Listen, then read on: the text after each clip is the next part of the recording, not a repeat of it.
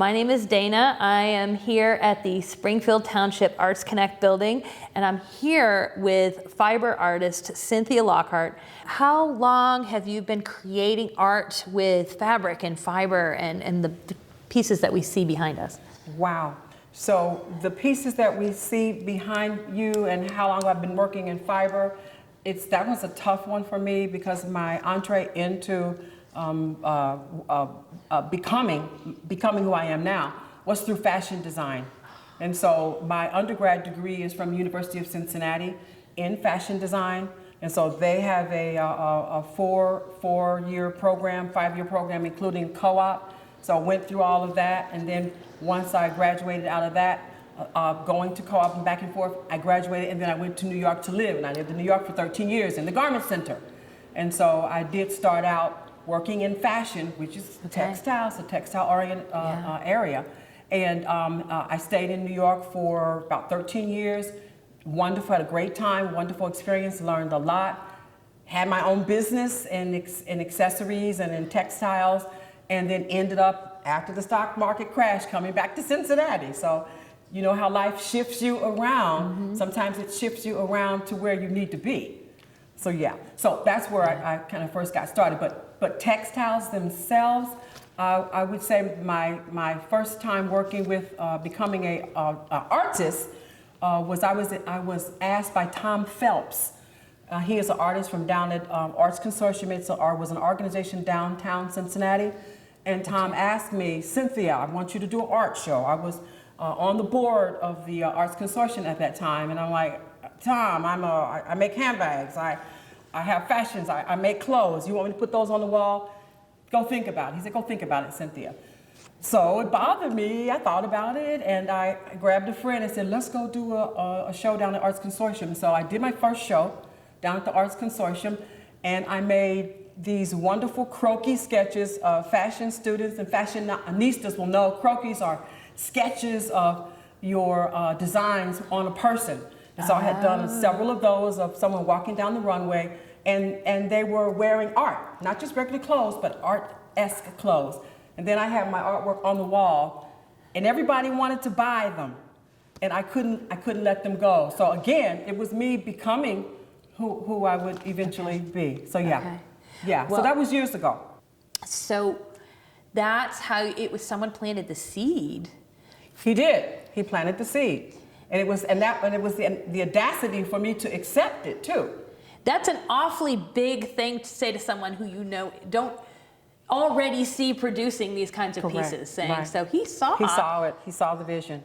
That's amazing. Yeah, I'm indebted to Tom Phelps. Yes. What skills from your fashion designer life and your previous career life were you able to borrow for this? Yeah, perfect question. So for me, becoming a fashion designer really started way back when I was young, and I was really inspired by my mother, Jerry, and what she did was she made curtains. She made all types of upholstery she changed everything. So if we went into a store and found something, she came home and changed it. She came home and changed her garments and what have you. She also modeled. So she really influenced me as per artist aesthetic. And so I just fell in love with that. So at that particular time, she taught me how to sew. And so from the scraps of her fabrics, I started making clothes for my doll baby. And so I do hear that story from a lot of fashion designers that they started from designing clothes for their dolls or whatever, so I did start there. But in terms of that preparation and education, I undergrad at University of Cincinnati in fashion design, and it's a tremendous program for young men and women to start their careers, and they also have the co-op program, which I ran that co-op program out of the fashion program for many years as a part of who I am, one of my credentials. And so I learned everything about fashion in school, and what I didn't learn in school, I learned when I went to New York to work or wherever I went around the country to work. So all of those skills of developing a line, working with product development, selecting fabrications, actually making patterns, which is a lot of my work references the human body. So you see the forms, the shapes are amorphous, and they reference human figures more or less than squared or rectangle objects. So that's a big part of who I am. These pieces are here in the Arts Connect building until July 15th. So really come down by July 14th to make sure you're not here when they're taking them down. And you can get an up-close look at these yourself, not just through what you're looking at on a screen right now. Do you ever speak to school groups or organizations? Yes, for an example, I was an artist in residence at the Springer School on Madison Avenue many years ago. It was actually my first artist in residence, so I was with them for approximately a week, and I had phenomenal working relationships with the youth that were working there. And while I worked there, so this is something interesting. They're phenomenal. I was there for a week. Every class had to rotate through my studio, but I had a set group of students that were there working with me that were there continuously for the whole week. So all the students came through, and they got the lecture and the talk or what have you, and it was amazing. And that was the first time I had ever worked with youth that closely. I worked with, college age, folks, but not youth. I fell in love with the chemistry that happens when you are working and teaching a young person and youth. They made me cry a couple of times because they would look at my artwork and they said, that person, I had a big piece that's called Journey to Freedom, that person is a slave and that person is escaping through freedom. They told the story. I said, what does this make you feel like? It makes me feel sad. It makes me feel sad because. And so that I remember that quite clearly because it made me go like this. So yes, I work with youth. I love working with youth and collaborating. So if someone is working with young people, what are some of the resources you would suggest they start with? Some of the resources, well, if you're going to be working with quilts, I would suggest that you would do a 9-patch quilt. Number one, come up with a very good storyline so you can brainstorm it, probably talk to the students and see what's on their mind, see what they want to talk about. Maybe quite recently they may want to talk about how did they feel during the pandemic? What was that like, being at home or distant learning or what have you? Or you might turn it around and say, I want you to tell a story about where you're going, what you want to be when you're growing up. But I would say take a general theme and then let the students spin off on it. So again, anything is possible, but I would start them off with a 9-patch because that's kind of easy to tackle. Technically, it's easier to tackle. Now, if you want to connect with Cynthia, her website is actually linked from the Arts Connect gallery page. So if you go to theartsconnect.us, actually one of the things that'll come to the top of the page is a link to Cynthia's exhibit, to the gallery page, and you can find a link to her website right there. Can you give me an overview of your artistic philosophy and your art making process? Okay, so for me, the journey of life is what inspires me when I'm thinking about a project. The journey of life to me, I had a conversation with my nephew recently, and so we both concluded that art is life. Art is life. Yeah. We are living and walking art. And so for for somebody to become an artist, you are actually able to begin to depict and show these stories and tell these stories through your vernacular, through your eye set. So even the mundane or people think that the mundane things are not important. They are things like going to school. Again, during the pandemic, look how difficult that was. You going to your everyday job. Okay, that was difficult. So what I do is I tell stories through making the quilts, and I deal with subject matter that brings you to an area of hoping and desiring and believing that you can become and you can do anything that you can do. Anything that you can dream, you can do, and you should go for it. So that's the energy of my artwork. I want to lift people up to get them to that next place, and I want to do it in a jubilant, colorful way.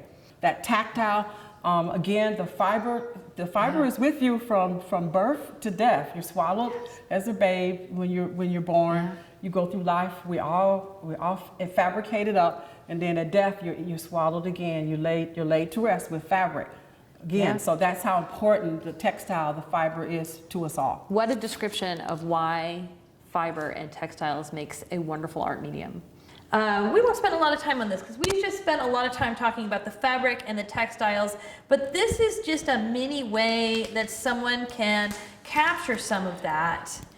Tell us what we have here. This one is called Mother Angel, and this is actually a depiction of, I picked this up because this is close to my heart. This was done in honor of my mother. My mother is no longer here, and so this, when I sketched this out, I did not know it was her when I was sketching it, when I came up with this design. But when I looked at all the energy and all the power and the wings, I said, this is my mother. And so this was called Mother Angel. So this is a print. And these prints are going to be available here. You can come in. And also, I believe there's going to be a way to be able to get them online as well. This is titled Pandemic Blues Inspiration, Reborn 1. So tell me a little bit about your inspiration for this one. So again, we were all tied down. Yeah. I will speak for me. Nervous, not knowing what was going to happen the next day. You know, you had friends and family members who were passing, and we were, are we still going to be here? Are we going to last? Am I going to get COVID? So it was this crazy, nervous time where a lot of people went to work. A lot of people went to work. I had friends, and my auntie, Carolyn Johnson, she started making masks. She just started making masks, and she started, not only her, but hundreds, thousands of women who are sewers, stitchers, quilters, were very brave enough that they made masks and they sent them out. So bravo to them. So what I did was I started making art. Again, so it was this sort of rage that came up. And I began to be very productive. And again, Pandemic Blues Inspiration, what this was is the inspiration for us to move on.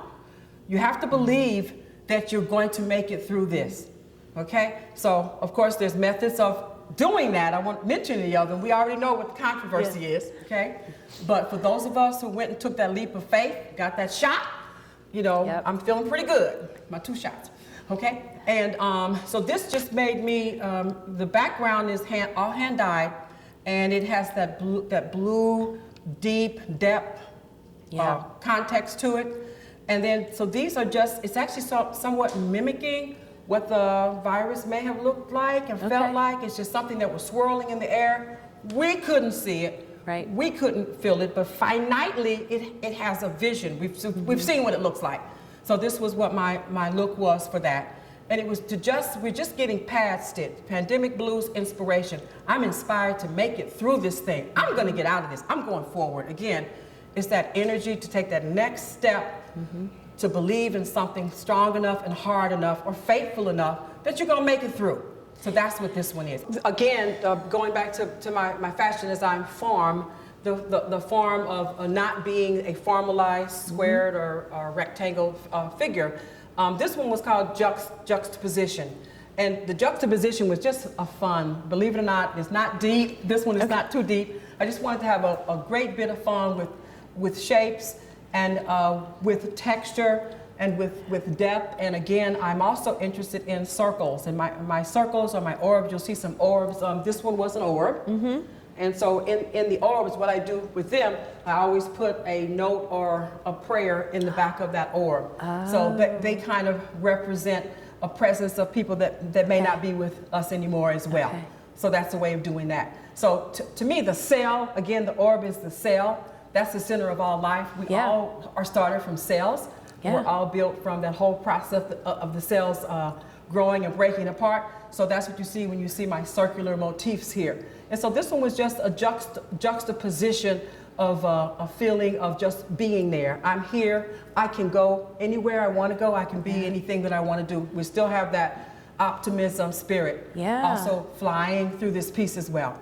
And so this is multi-layered. So these layers could be up to 10 to 15 layers of different types of fabrics and what have you, laces and trims and what have you, painting.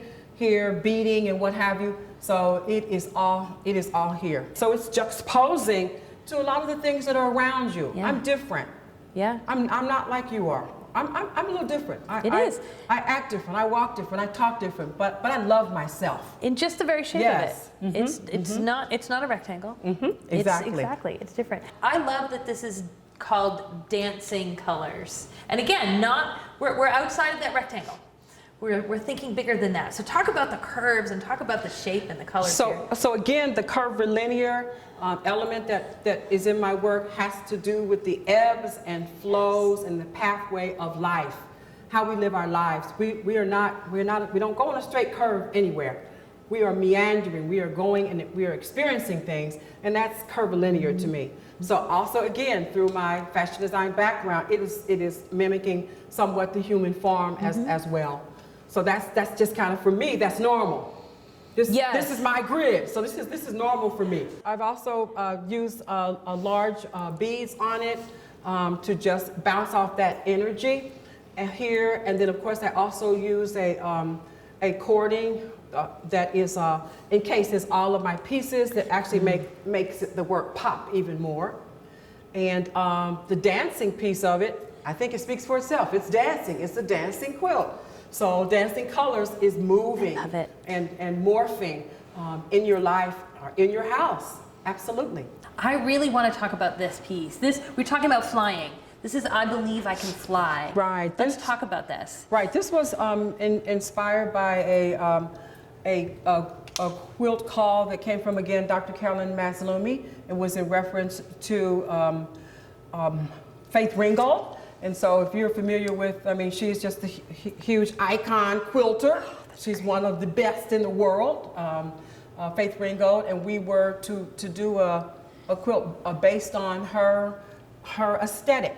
And so, she does the Tar Baby series, and on the top of the buildings in New York, you have the families having the picnics and what have you. And that is what she does. And so she would always have somebody flying through the sky.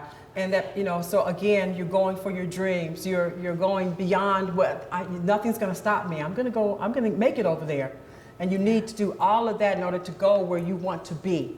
So this again is the fabrication. So I created something called fabrications, which is the multi-layering of fabrics and texture and anything I can put my hands on sometimes. So I'm one of those people that go to thrift stores and go anywhere to find something unique, a unique texture or what have you that I use in my work.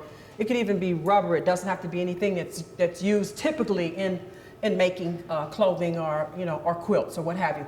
So it's the multi-layer, and then you have the depth here. And I do use some traditional items. You'll see some points in some of my work. So that's a traditional quilting point, yes. But it's fabulous. Why should we change that? It's awesome. It's perfect. Yeah. And so that I also create depth here by making pockets and what have you. You'll see on some other of my works that I have pockets that are circular and that may have something written that's put inside of it. And of course, I use the buoyancy of the feathers to accent this one, because this is I Believe I Can Fly. And again, that metaphor for I believe that I can do anything that I wish to achieve.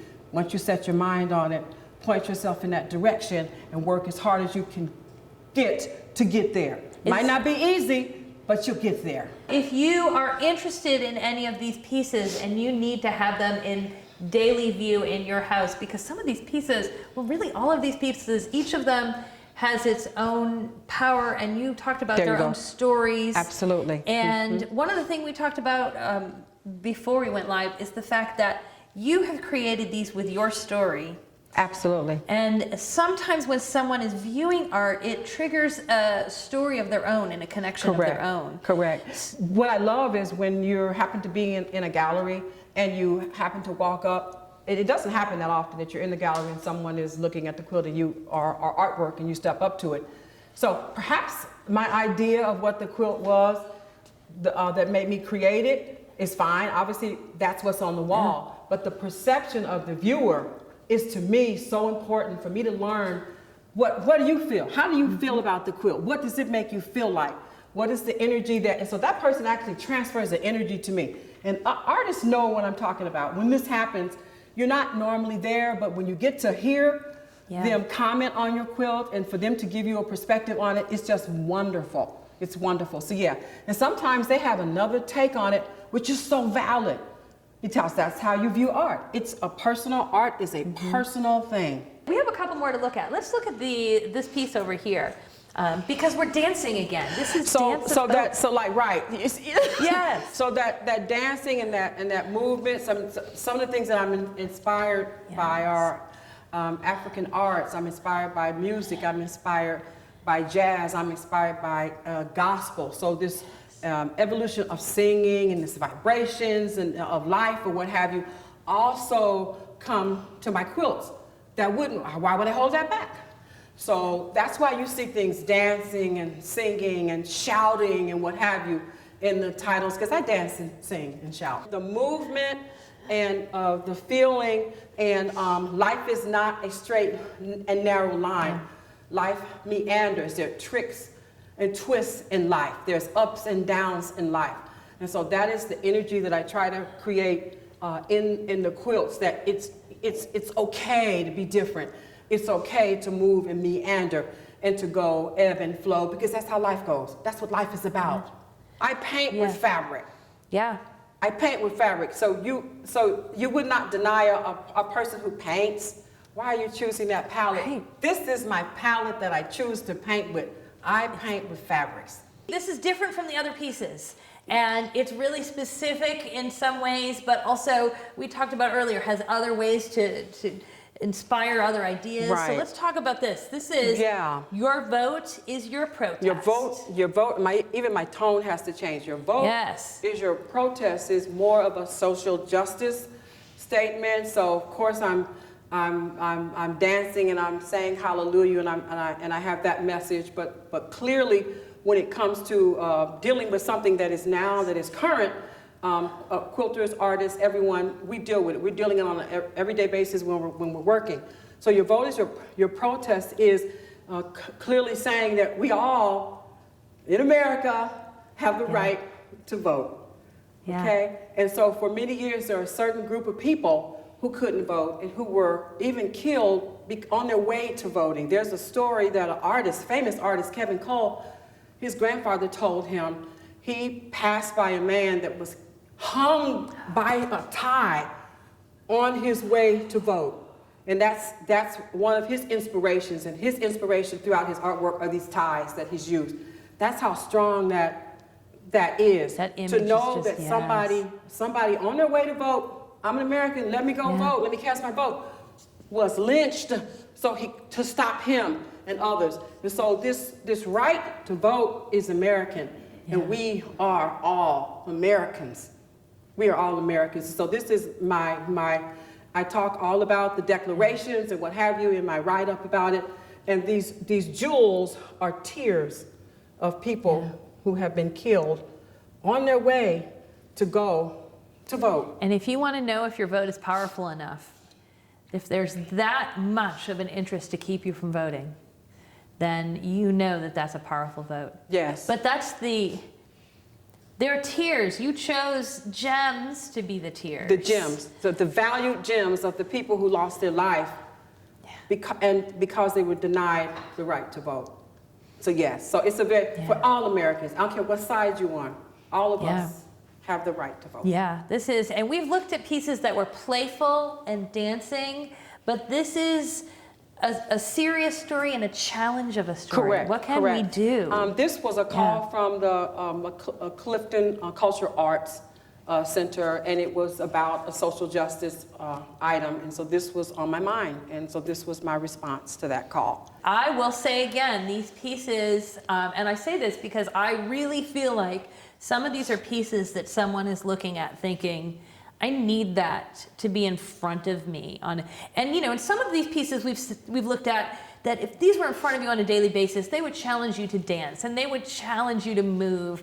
But this is a piece that challenges you to something else. She's drinking my Kool-Aid. Yes, I love it. Yes. Fiber art is powerful stuff. You should be aware. Yes. So if you're watching this and you need to see some of these close up again, the website, theartsconnect.us, has close-up views of all of these pieces, the Absolutely. ones that are hanging here, and a link to your website. Right, and a few other things that are not shown. They're hanging here, but Yes. because of our setup, you're not able to see them. Yeah. Exactly. Some framed pieces as well, smaller and framed pieces are available on the website. Which is why you should plan to come down. This exhibit, I will say again, is here until July 15th. So that's how long you have. Come before then, so you can take a look at these. There are a lot of textures here, and I've tried to kind of narrate textures for you, and I feel like that's probably not as effective as looking at textures in person. So I think you should come down and take a look at this. The other thing I'll mention is that if you go to the website, theartsconnect.us, besides the gallery page, which you should go to first because that's what connects you to this, but you'll also find information about, there are a lot of events going on for anyone that's in the area. You don't have to be a resident of Springfield Township to connect to it. There are summers here, so there are free movie nights. You know you need some activities. There are story times. There are classes you can take in the facility. There is July 23rd. There is are you ready? It's Doc Gallahan's holographic musical experience. And that's a That free should be event. fun. You should come to that. That should be fun. That is a band. There will be music, but there are also interactive 3D holograms that you can interact with and experience. There will be food trucks here, which we know we're excited about. And there's a lot going on at that exhibit. And I just want to make sure you know there's so much going on. It's centered out of this building, and you can find out about it on the website, theartsconnect.us.